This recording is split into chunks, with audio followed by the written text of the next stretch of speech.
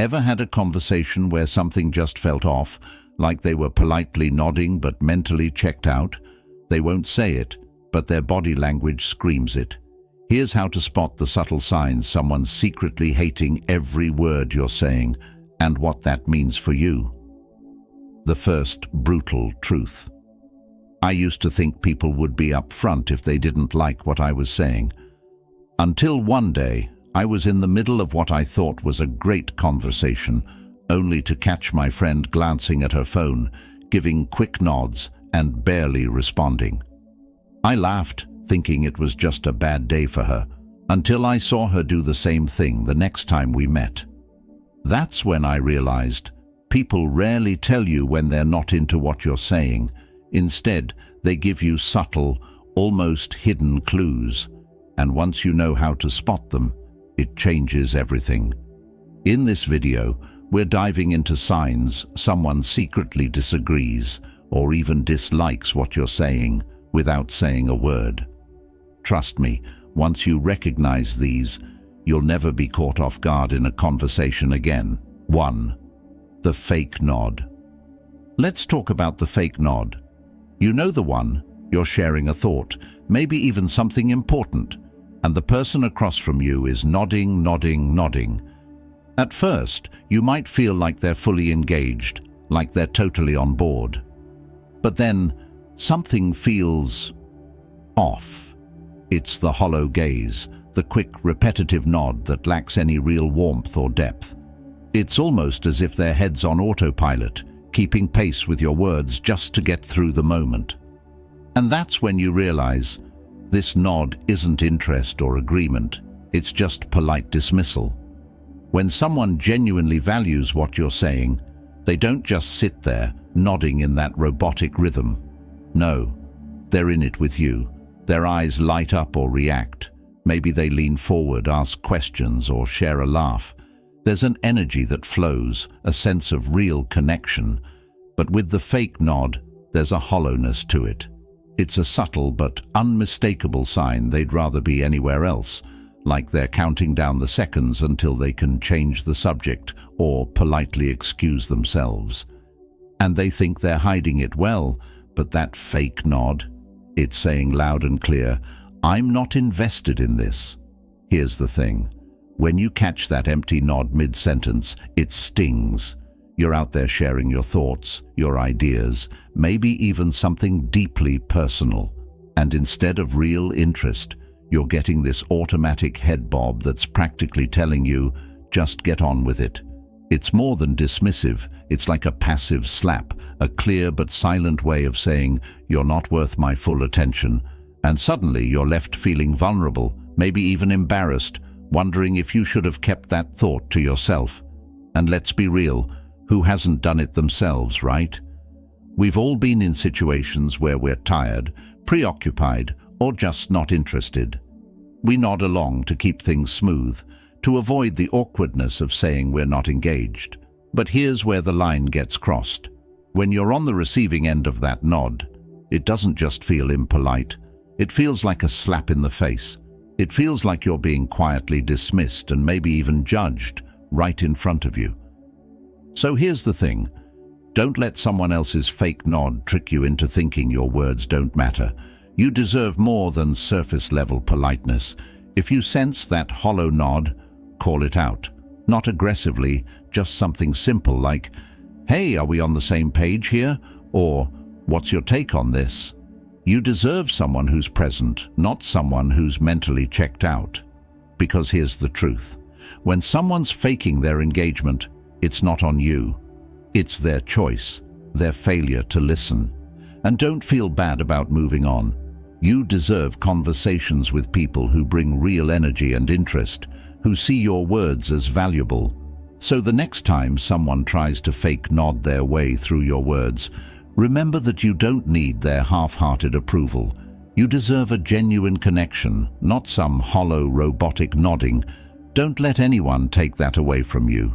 2, they interrupt or talk over you. Nothing shouts, I don't really care about what you're saying, louder than constant interruptions. You're mid-thought, diving into a story, maybe even about to share something important, and boom, they cut in.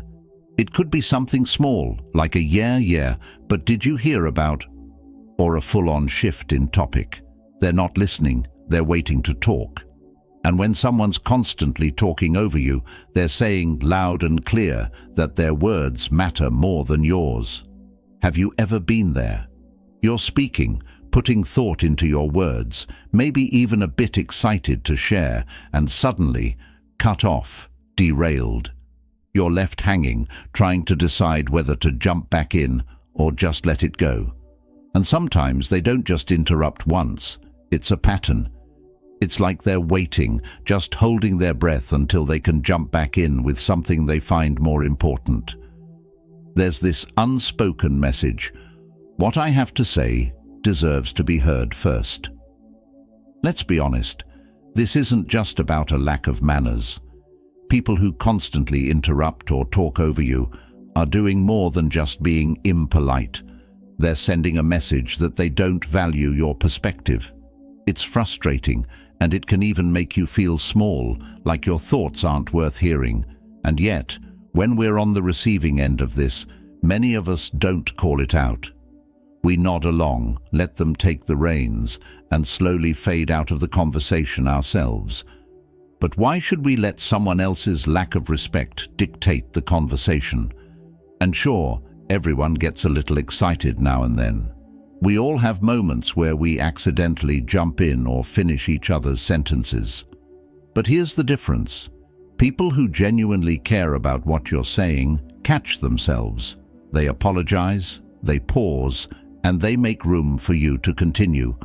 But those who talk over you without a second thought, they're not listening to understand.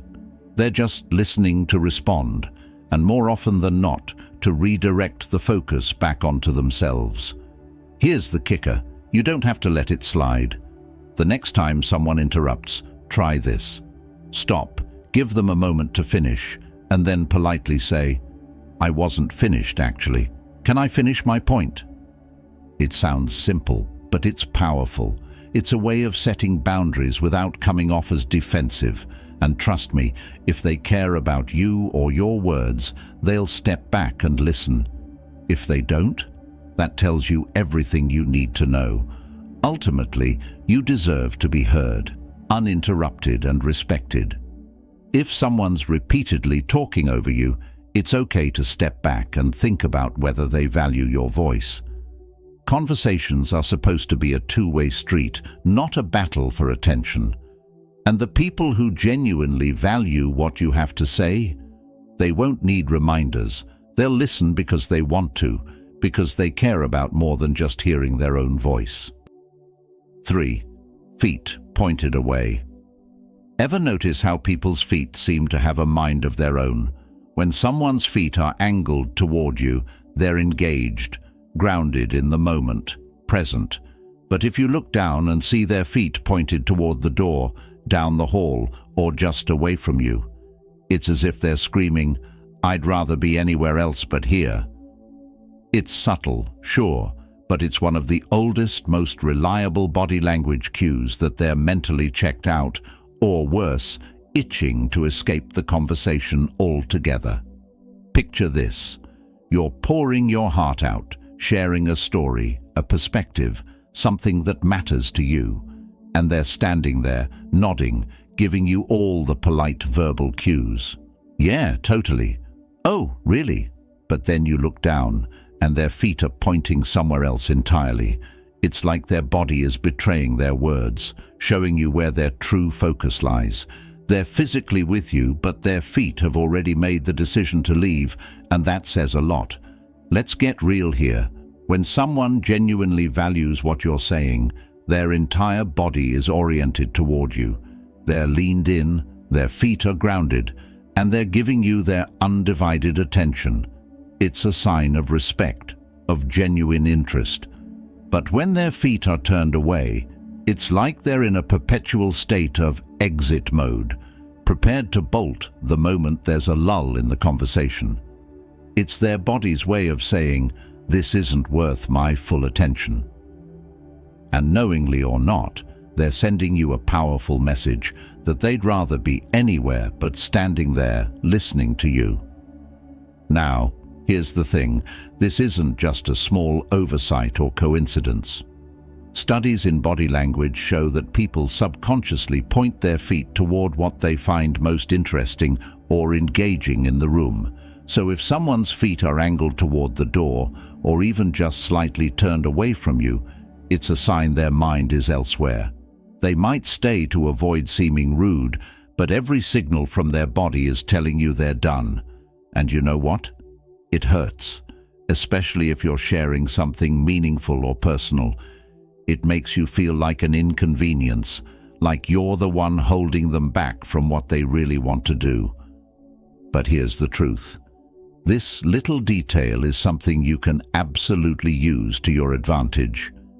Instead of pushing through and hoping they'll eventually tune in, take this cue as a sign. If someone's feet are pointed away, try adjusting your approach, maybe check in with them, or even wrap things up. You don't need to keep engaging with someone who's already made it clear they're not fully present. The people who genuinely want to be there, who value your words and want to understand you, will face you directly.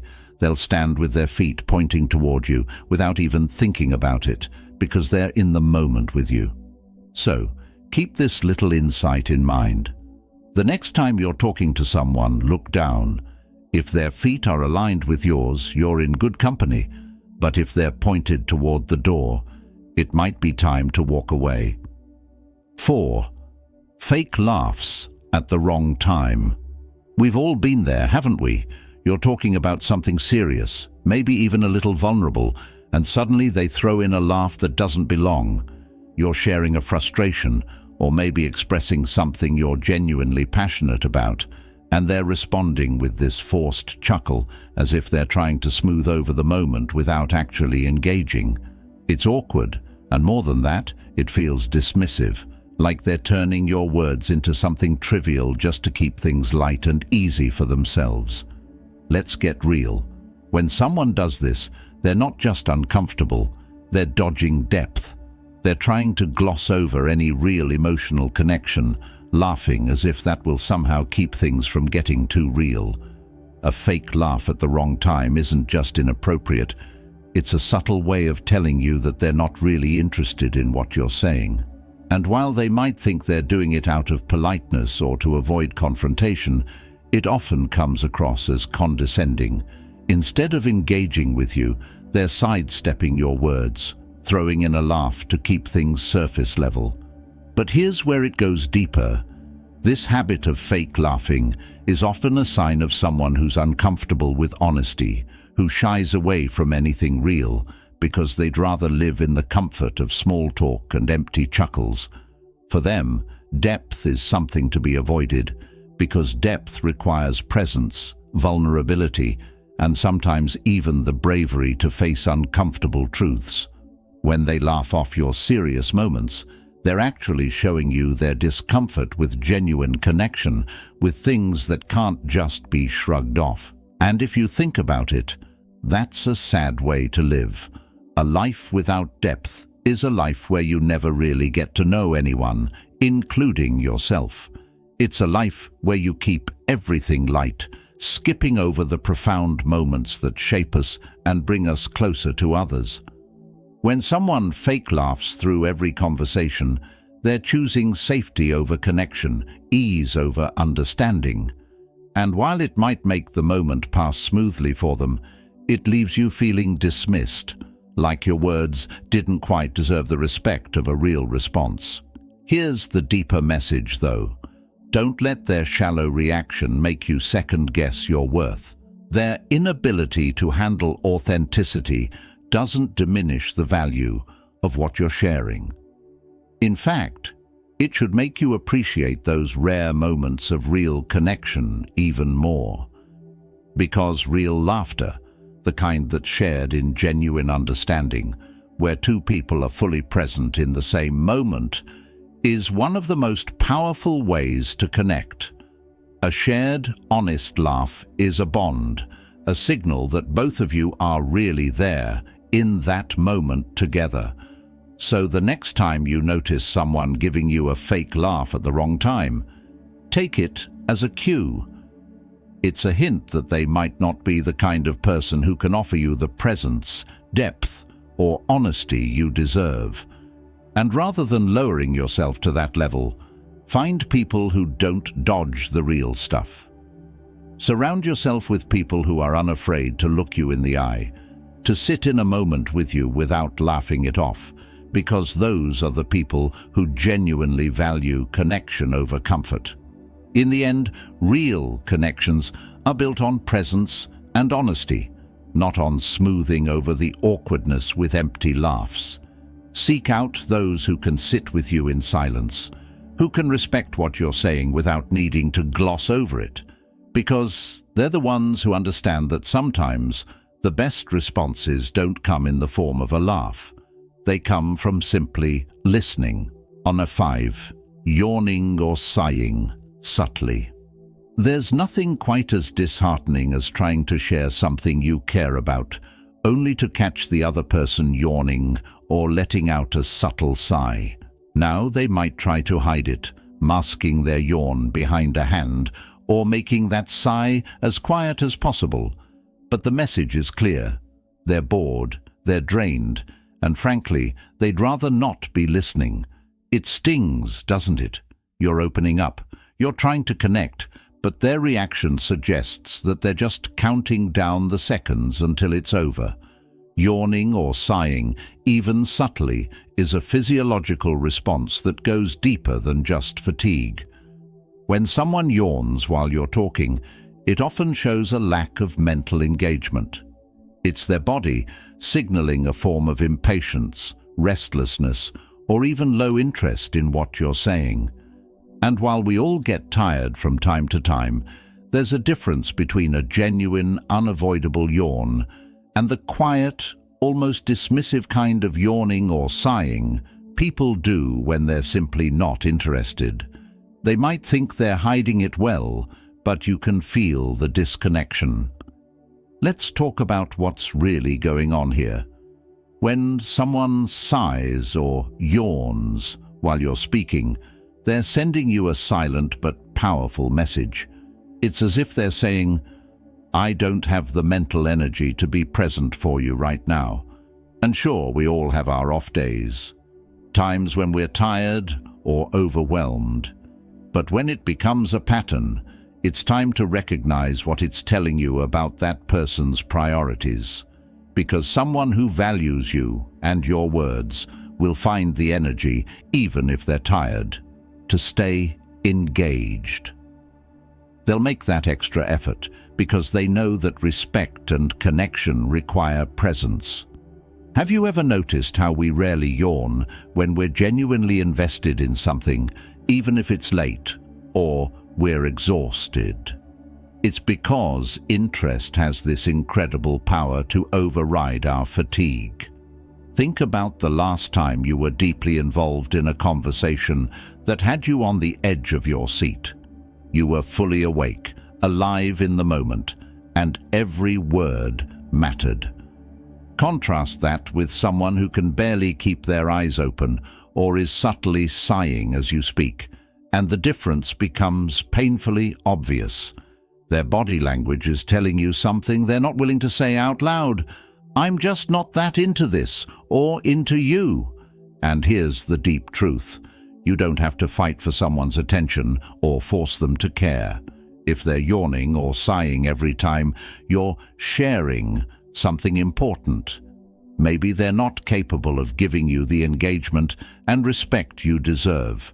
Instead of feeling hurt or blaming yourself, recognize that their behavior says more about them than it does about you. People who truly care will listen because they want to, not because they have to. They'll stay present because they value what you have to say, not because they're doing you a favor. In moments like these, it's okay to take a step back and reevaluate who deserves your energy. True connections thrive on mutual respect and interest, not forced attention or suppressed yawns. Surround yourself with people who don't just hear you, they listen, fully and intentionally, because that's where real connection lives. Don't settle for anyone who treats your words as background noise. Instead, seek those who find meaning and depth in what you share, even when it's subtle, even when it's quiet, because those are the people who see the value in every word. 6. Checking the time or phone. There's a unique sting to speaking with someone who keeps glancing down at their watch or scrolling through their phone. You're sharing a story, an idea, maybe even something vulnerable, and their eyes keep darting down. Check, scroll, glance. Each time they look away, it's like they're reminding you they have somewhere else they'd rather be, something they'd rather do. It's not just a casual slip, it's a clear signal of where their priorities lie at that moment. And, unfortunately, it's not with you. Now, here's the hard truth. When someone is fully engaged, they're not thinking about the time or what might be happening on their phone. They're locked in, listening to every word, because they value the connection and the conversation. Checking their phone or watch is a passive-aggressive way of saying, "This isn't important enough for my undivided attention."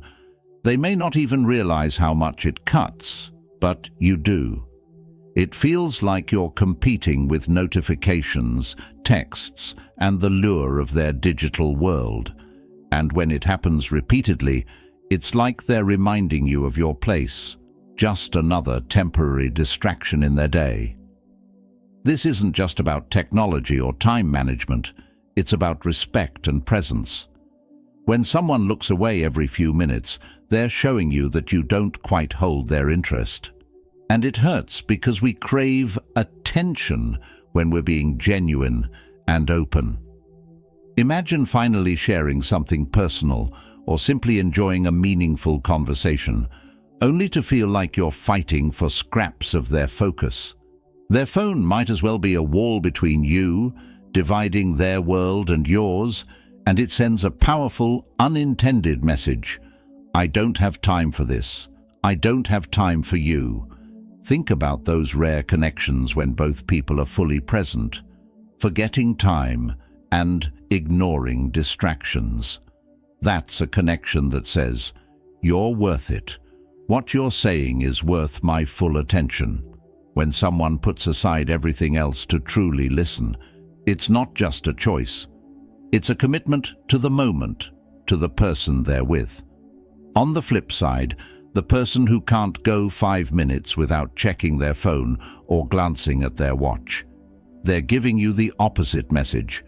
They're treating your time and presence as dispensable, something to tolerate rather than cherish.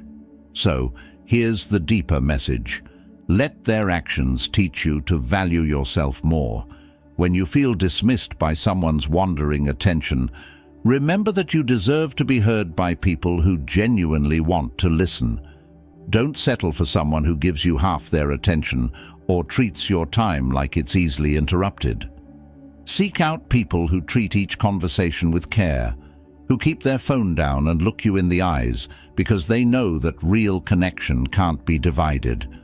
The truth is, attention is a gift, and the people who truly care about you, who respect you, will be present because they understand that sharing time and focus is the ultimate form of valuing another person. So, if they're constantly checking the time or their phone, maybe it's time for you to step away. Save your words for someone who understands that genuine connection means putting distractions aside and simply being there. Those are the connections that nourish, that matter, that make you feel seen. 7. Quick, nervous fidgeting. There's something instantly recognizable about someone who starts fidgeting the moment you begin to speak, like they're uncomfortable just sitting still and listening. They tap their foot, drum their fingers, maybe shift in their seat, or fiddle with something nearby. It's as if they're physically itching to be anywhere but here, with you, in this moment. Fidgeting might seem minor, just a little nervous habit, but when it happens as you're speaking, it can feel dismissive, even agitating. It's a non-verbal signal that they're struggling to handle what you're saying, or simply don't want to.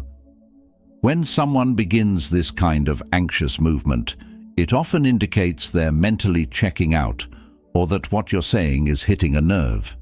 Maybe it's challenging their beliefs, making them uncomfortable, or touching on something they'd rather avoid. Quick, nervous fidgeting is like their body's way of saying, "I don't want to be here, I don't want to hear this." They may not even be aware of it, but to you it feels obvious. You start to sense that they're not really invested, that their mind is wandering, and the connection you were trying to establish is slipping away with each tap and twitch. Let's be real. In moments of genuine connection, we don't feel the need to fidget. Think of those conversations where you're completely immersed, hanging on every word. You don't notice time passing, and every detail of the moment is part of the experience. Now, contrast that with someone who's constantly shifting around, distracted, restless, as though the conversation is just something to endure rather than engage in. That nervous energy isn't about you. It's about their inability to be present. When someone can't even sit still long enough to listen, it speaks volumes about their level of respect and interest. But there's something deeper here. Fidgeting is often rooted in discomfort with honesty, vulnerability, or even opposing viewpoints. When people are confronted with something they don't want to acknowledge or can't quite face, they often try to physically escape the situation. That quick, nervous fidgeting is a defensive reaction, a way to avoid processing what's really being said. They're sidestepping reality, trying to keep things superficial, because diving into a meaningful conversation might mean confronting truths they're not ready to handle. So, here's a message worth remembering. If someone can't even sit still to hear you out, maybe they're not the kind of person who can offer the presence and respect you deserve. Your words, thoughts, and feelings are worth more than someone's distracted attention. Surround yourself with people who can be still, who can sit with you in silence if necessary, because real connection doesn't need an escape plan. It's calm, patient, and fully engaged. In the end, quick, nervous fidgeting is more than just a habit. It's a sign of where their priorities are and where they aren't. And if they can't handle being fully present, maybe they're not ready to truly connect. Find people who aren't afraid of depth, who don't need to fidget their way out of honesty. Because those are the people who value the conversation, the connection, and most importantly, you. 8. Minimal responses. Ever been in a conversation where the other person just grunts, nods, or gives a quick every few seconds? Minimal responses, those half-hearted nods, one-word replies, or mumbled sounds of acknowledgement, can feel like a slap in the face when you're trying to share something meaningful.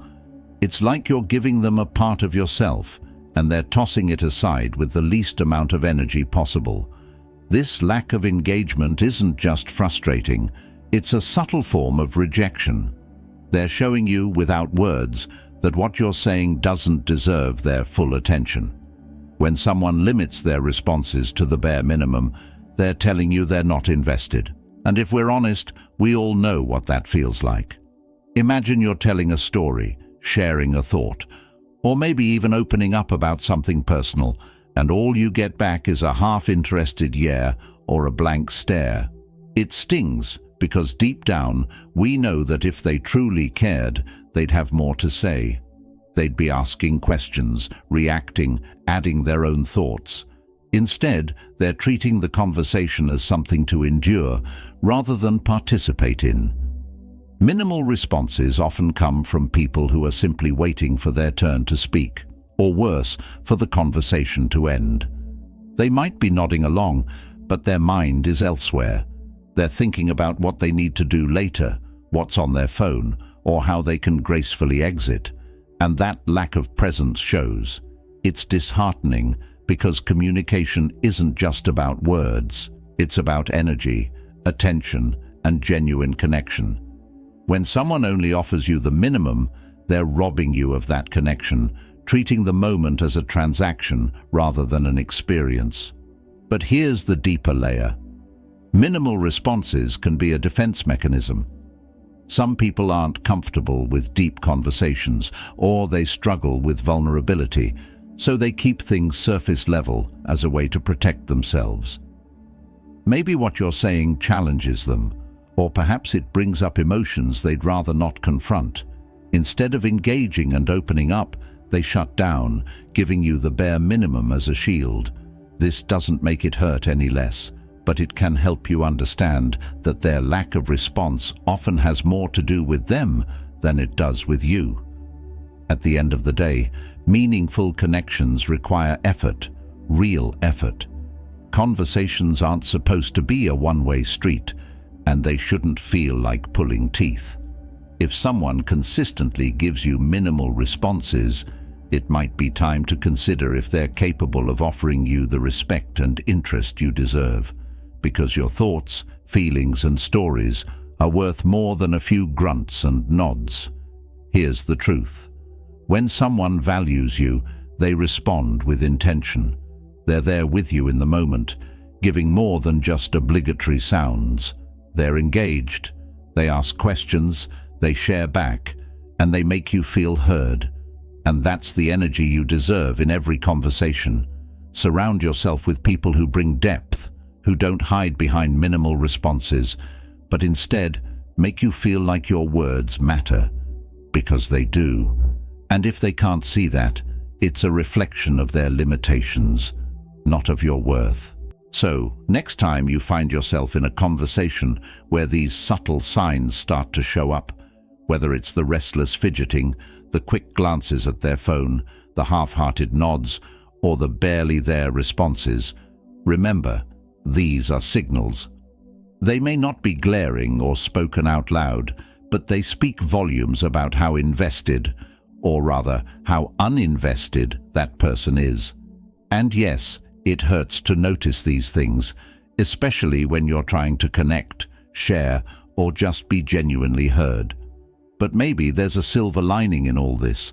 These signs aren't just indicators of disinterest. They're reminders of what you should seek in your relationships and conversations. It's easy to chase connection with the wrong people, thinking we can change how they respond, get them to care more, or somehow break through their walls. But the truth is, real connection isn't something you should have to fight for. It's something that flows naturally, with people who value you and give you their presence without hesitation. When you're with the right people, you don't have to compete with their phone or convince them to engage. They just do because they want to. So when you encounter these dismissive behaviors, take a step back and reflect on what you truly deserve.